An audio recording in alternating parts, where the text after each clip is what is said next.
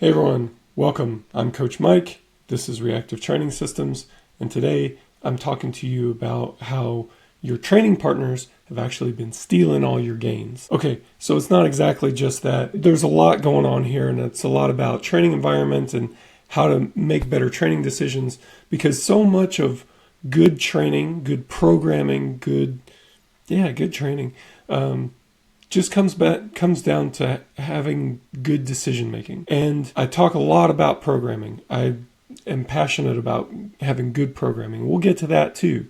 But the thing that holds back a lot of athletes is less about having the right program and more about executing it really, really well. So I wanted to get into that and share with you what I know. So let's get into it a little bit. There's the planning, which, as I said, I love to talk about training planning and all the nerdy details that I have listed here. All this stuff gets right at the heart of having a really, really good training plan. And I think it really does matter a lot.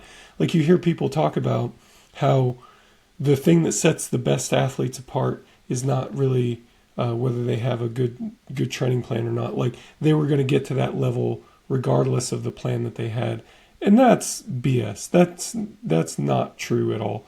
I've coached a ton of high-level people, and the program absolutely matters. And if you give them the right program, they thrive. If you give them the wrong program, they don't. Sometimes there's a wide path to walk in terms of like what's going to work for them, and other times it's a tightrope. The thing, though, that sets most of them apart, and as I kind of sat and reflected on this more and more, the thing that sets top-level athletes apart is not the plan so much, because everybody's trying to optimize that. The thing that sets them apart has a lot more with how they execute it. And as I thought about like commonalities between all the top lifters that I've coached over the years, what do they all share? They make good training decisions. They put the right weight on the bar. They cut sessions short if that's what's needed. They avoid injuries. They make adjustments to technique, to exercise selection, to how much focus and effort they put into each session. They do it on the fly, and there's a good dialogue between me and the athlete so that things can be continually adjusted and updated. It's the execution. And it's kind of hard to talk about that sometimes, but if you're an athlete, this is critically important. So where all this began, this presentation, it started off, I was talking with some lifters about my athlete, Kasemsand Senumong. We call him Opor. He's obviously an elite powerlifter, top talent, and we were talking about, where he started, where he is now, the training, and how it's evolved over the time that I've been working with him. And I want to share some of that stuff with you and how that evolved into what we're talking about today. So to kind of set the stage a little bit, Kasemsand started training back in 2017, and he was self-coached.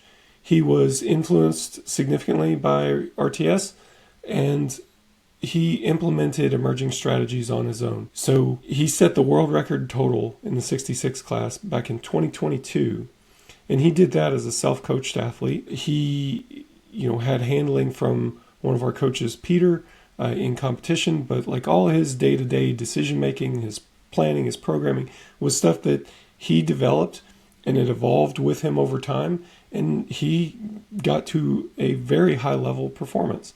He had a disappointing Worlds performance in 2023, but it was really through no fault of his own. There were some illness-related things, and just bad luck, bad timing. It happens sometimes. Sometimes you pick up a stomach bug or get sick with something at the wrong time, and then, it can kind of wreck your performance if it goes that way. That's kind of what happened to him in 2023, but obviously he was already the world record total holder at the time. So obviously the talent was there, and he had spent a good portion of time cultivating that talent all on his own. So shortly after Worlds in 2023, we started working together. And we were able to really hit it off immediately because of all the work that he put into it prior to that. Because, we're speaking the same language, he already is familiar with emerging strategies. He's already gone through this process, and he knows stuff like his time to peak and what some of his greatest hit strategies are. It gave me a tremendous leg up and a lot to build off of. So as we kind of went through the blocks, I started from a very advantaged position because you've got somebody who already is showing that they're a high level training responder. They get strong, and in his case, he made progress quickly, going from beginning training in 17 to world record in 22.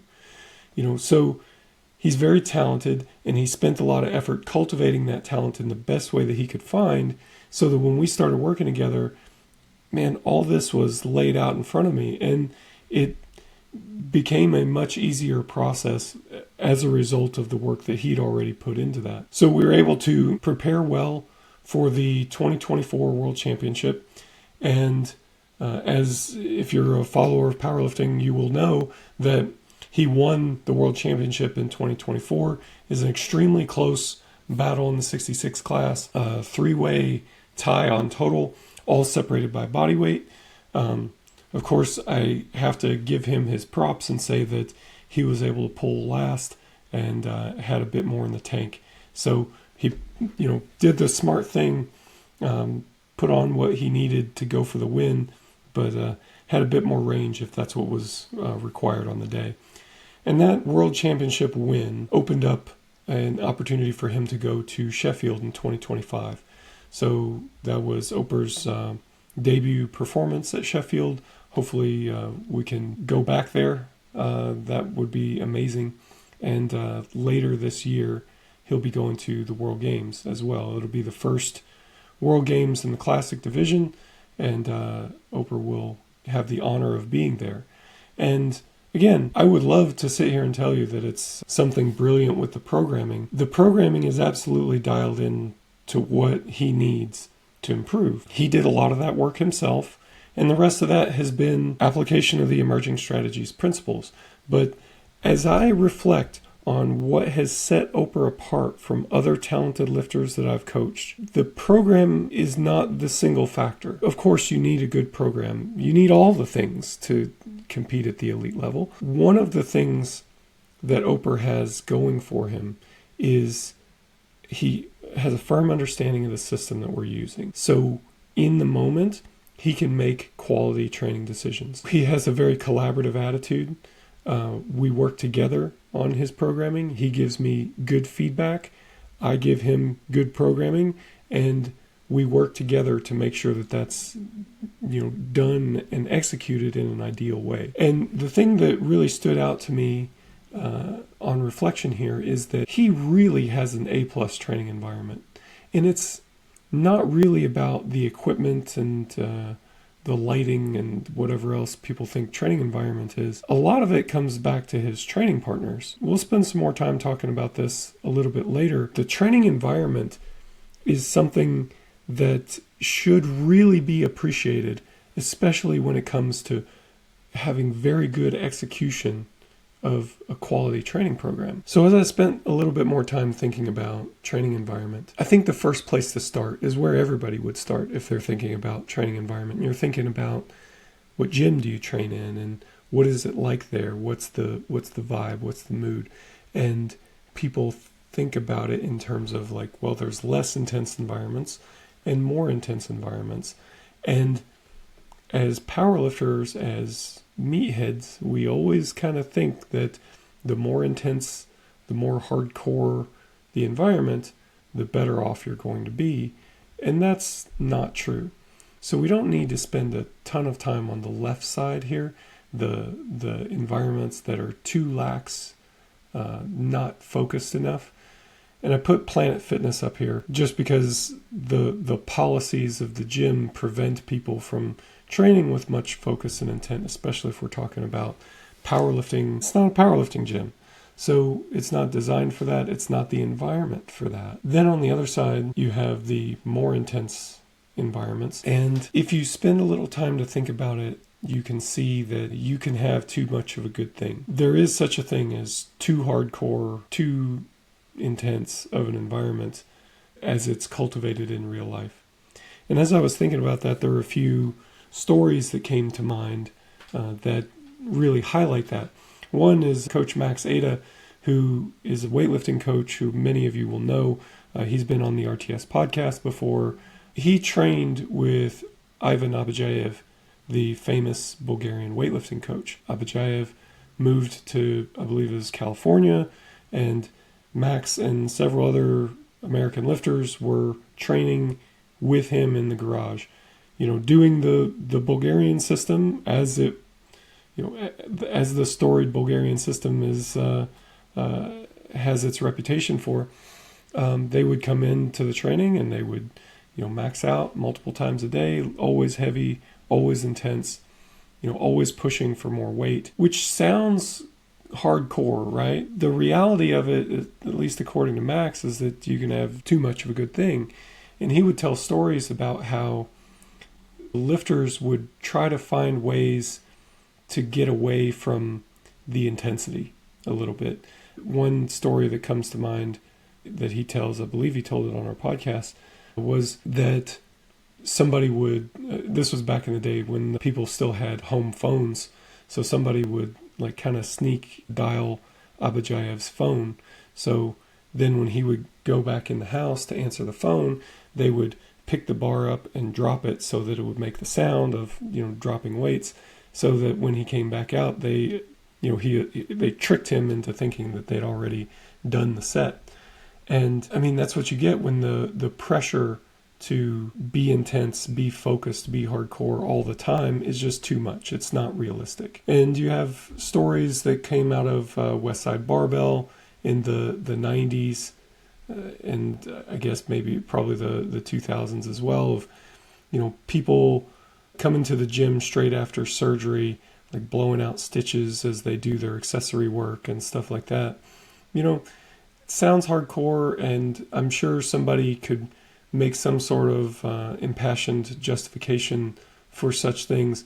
I don't think that is the way to develop most people as, the best versions of themselves. I think that, I can say for sure that would not be my guidance toward any of my lifters. That if you look at the way any top-level powerlifter executes their training now, you see this balance, this give and take of, of course they train hard, of course they train seriously, of course they care about this, but there are limits, and that's just having good sense. And then I would put my own experience in this category too. Many of you will have heard me talk about this, how in 2014 I was preparing for the World Championships and became very, very focused on trying to, work harder than my opposition and things like that. And I basically worked myself into an injury that took years for me to figure out how to deal with in a way that let me even compete in the sport. So, I mean, you could, even if you wanted to make the argument that it was good in the short term, that it helped me in some way in 2014, it took me out of the game for years after that.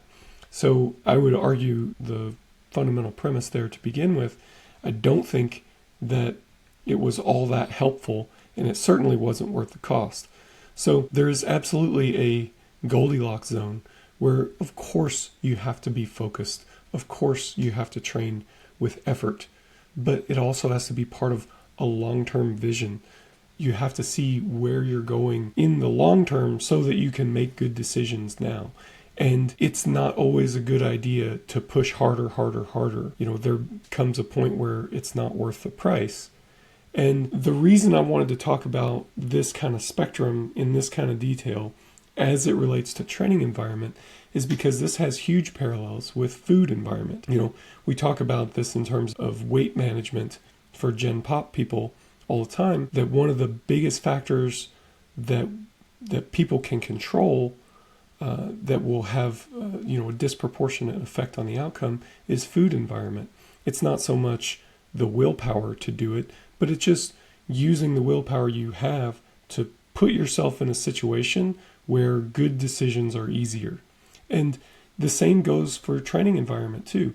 Yes, you must be focused. Yes, you must try hard. You must train with some intensity. You also have to not be an idiot. You have to not push when it's a bad idea. You have to be smart. You have to make smart training decisions. Often that's training hard. Sometimes it's not. And it takes the wisdom to know the difference. And it's even better still if you can craft your training environment so making those decisions is a bit easier. Then we come to training in groups versus training alone. So training in groups is great. First of all, let me say that. And this is a thing that's definitely undervalued right now in the powerlifting culture. Training in groups is great. There's a saying that if you want to go fast, go alone. If you want to go far, go together. And I think a lot of that holds true. Training in groups allow you to kind of distribute your energy requirements over a wider group. People talk about this all the time, how they leverage the energy of the group to help them focus better, or they came in feeling sluggish, but their training partners were up, so it helped them get up too. There's lots of examples about how training in groups helps with energy management. But it's not just that. You also get better and faster feedback because, especially if you're training with a knowledgeable group, they can, watch your set, give you some coaching cues, sometimes in the middle of the set, which can be helpful as you're trying to learn a new technique or ingrain a new movement pattern. On the negative side, they can subject you to distraction, and that energy that they bring or don't bring could be inappropriate for your situation. Imagine somebody is super hardcore, wants to max out all the time, but you've got an injured hamstring. It's probably not going to be a good time. On the other side, you train with somebody who's always kind of in a depressed mood or always a downer, then they're bringing that energy, and what does that do to your training environment? I wanted to give an example on how training in groups is not just about the energy though. And as I was trying to think about that, it reminded me of a time when I was training in a group. I was training with Claire Zai and several others back in Washington, and I was deadlifting. Now I've mentioned, a history of back injuries and stuff like that before, even in this presentation already. So I was deadlifting, and as I was warming up, things were not great. Not like red flag levels, like, oh, you've got to change something, you've got to, modify the session, but it was right on that line. And I was trying to figure out, do I keep going? Do I continue to try to make something good out of this deadlift session?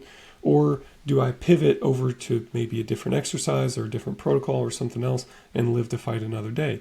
Both of those could be good decisions depending on the very minute details and context of whatever it was I was dealing with. And it was extremely helpful to be able to talk to other knowledgeable lifters, experienced coaches, and just kind of have that dialogue right there in the moment. Well, that seems like it was on the line. Well, why don't you do another set, or maybe take that warm up again and see if it feels better this time. And having that dialogue helped with good decision making very, very much. And it might seem like a small thing because it's one training session, but think about if that training session had ended up in an injury, then it's not one training session anymore. But even without the extreme circumstances, good decisions have a compounding effect down the road. Now, some of us aren't so lucky to train with a good training group all the time, and instead we need to train solo. Training solo definitely has some benefits as well. First of all, you get full control over your training environment.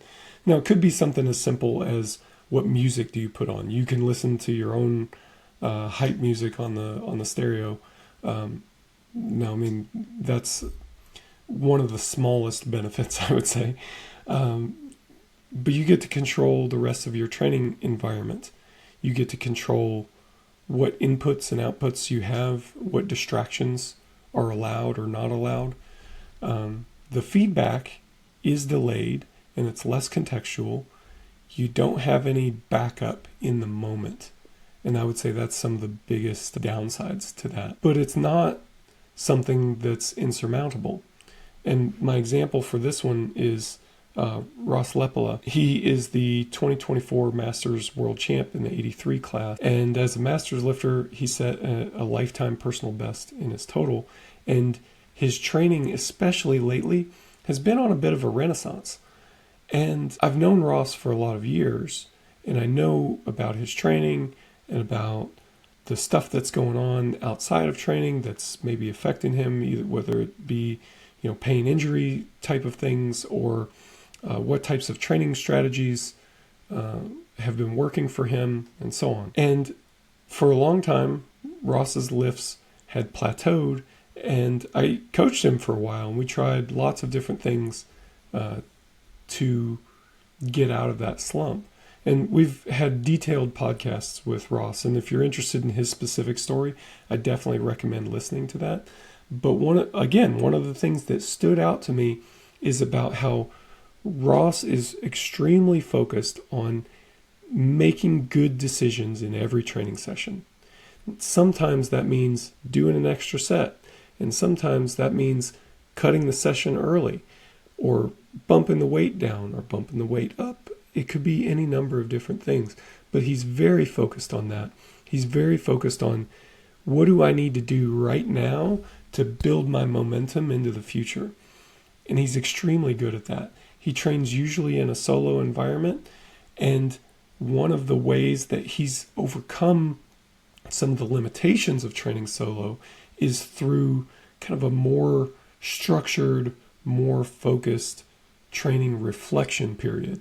And we'll get more into that in a second as well. All right, so when it comes to post-session reflection, I just wanted to put down a few questions here that you can ask yourself at the end of each session that will help you learn from it.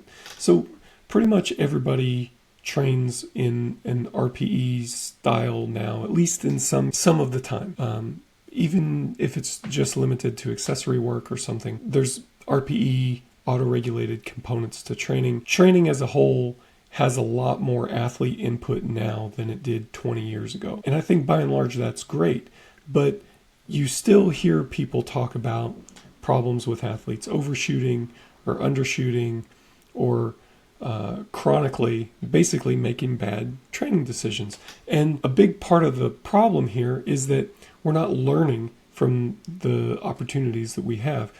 So if you spend a little bit of time after each session reflecting on what happened, I think you're more likely to notice decisions that could have been a little bit better and fix them going forward.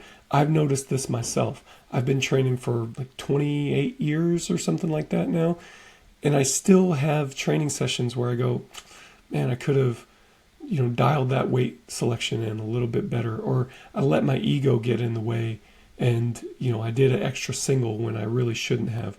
That still happens. Everybody has things that they could do a bit better. And I find that I do a better job if I'm spending effort reflecting on the decisions after the training session.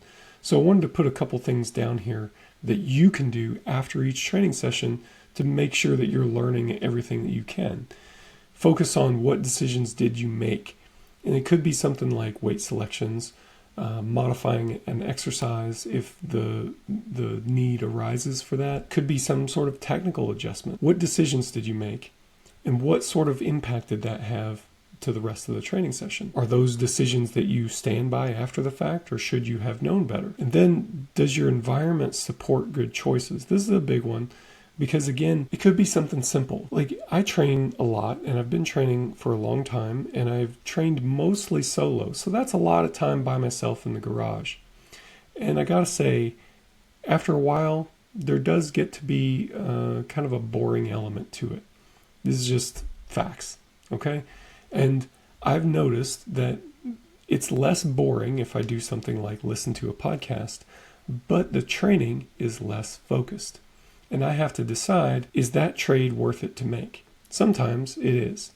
If I'm just doing some pull-ups, how focused do I really need to be as a powerlifter? Versus if I'm doing something that's much more requiring of my attention. So just noticing, hey, when I do X, I'm more focused. When I do Y, I'm less focused, allows you to take control of some of those environmental conditions to support good training decisions. And then what external factors influenced training? This can come back to sleep and nutrition. Oftentimes, you have a job and work stress can factor into this too. And maybe you decide something that will help your training is just taking an extra 5 minutes to sit and decompress before you launch into a training session. Something like that might be the thing that allows you to make smarter training decisions or bring a bit more energy to your training, again, assuming that that's what you need. So little things like that, spending time thinking about this stuff after the session will help you learn from it and craft your environment so that you put the right weight on the bar and lift it the right number of times. So a few more ideas for people based on the training environment that you find yourself in. Now, some of you train in small groups, and if you do, again, I think that's great, and I think that's undervalued in the current era, but a good training partner should support you in good decision making. They should help you understand when you need to push, when you need to back off. They should care about your goals the way that you care about your goals. Ideally, they would be people that can provide quality technical feedback, and maybe even assist with some of this self-reflection. And it doesn't have to be, holding hands after each training session. It could just be, hey man, that was kind of boneheaded. You put an extra 5 kilos on the bar when you should have known better, sort of thing. Just some sort of external cueing and feedback can be extremely helpful. And if you do train in a group, recognize that this is also your role with your training partners as well, and you have a lot of say in cultivating the culture of the group that you train in. If you train alone, you need to build a system of accountability. You don't have that baked into your training sessions, so then it has to go external to your training sessions, whether that's being consistent and reliable about sending feedback to your coach and soliciting that feedback from your coach. It could be doing a more structured self-reflection after each training session. You have greater environmental control, so definitely use it. And then I think everyone, regardless of your training situation, whether you're in a group or by yourself, just spending a little time thinking about those decisions. Not just the performance, but what fed into that performance. You had a great bench session. Well, what made it great? Well, my technique was on point. Well, what type of thing were you doing that allowed your technique to be better in this session than in the other sessions? Maybe it's something as simple as the training program is working and I'm improving my technical mastery, but also consider the possibility that you came into the session more focused, or you took your warm-ups more seriously.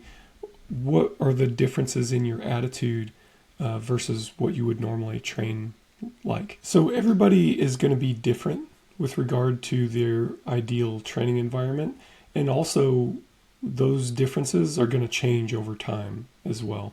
What you need as an athlete will change over time. I've had the privilege of coaching a lot of really talented lifters over the years, and as I thought back through just a few names, it occurred to me that everybody's training environment is sometimes significantly different, but it always suits them, and it always helps to enforce better decision making for them. So you have somebody like Dennis Cornelius, who trains by himself in his garage, famously, I would add. That environment really suits him. He is adapted to it, brings the right energy to it. But then on the other hand, you have somebody like Liz Craven, who's won 10 national titles, her most recent as an M2, sometimes training alone, oftentimes, and for a lot of years, trained in a small group. And for Liz, it's changed over the years. And I haven't spoken to her about this directly, especially lately. my understanding is that Liz's preference would be to train in a small group, but if that's not available, she has the capability to train alone and make that a quality environment as well. When I coached Isabella von Weissenberg, her preference was definitely to train in groups. And then she was also extremely good about reflecting on those training sessions afterwards, especially her decision making and how that contributed. And she spent a good amount of time thinking about that after the session, as well as reviewing video and communicating that back to me when I was coaching her. That was actually kind of a superpower, I would say, and something that really helped us cement our coaching relationship and make good creative decisions that helped her to get better.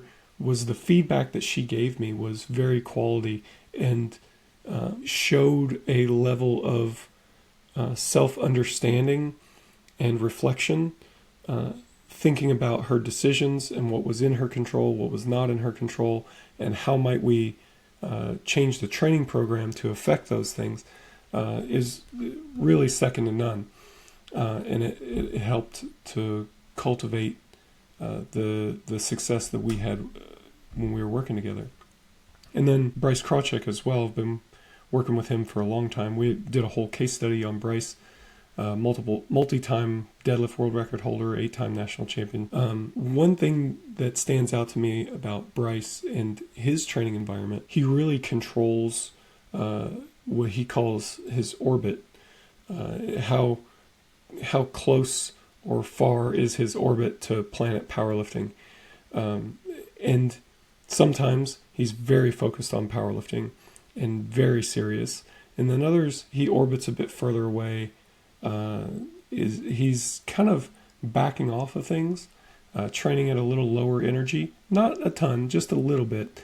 And that helps to conserve energy and kind of help manage his mental space. And that's the kind of thing I'm talking about. When more intense, more hardcore is not always the best thing. You have to be able to manage this. Now, Bryce does an excellent job of kind of knowing where he's at and managing it on his own.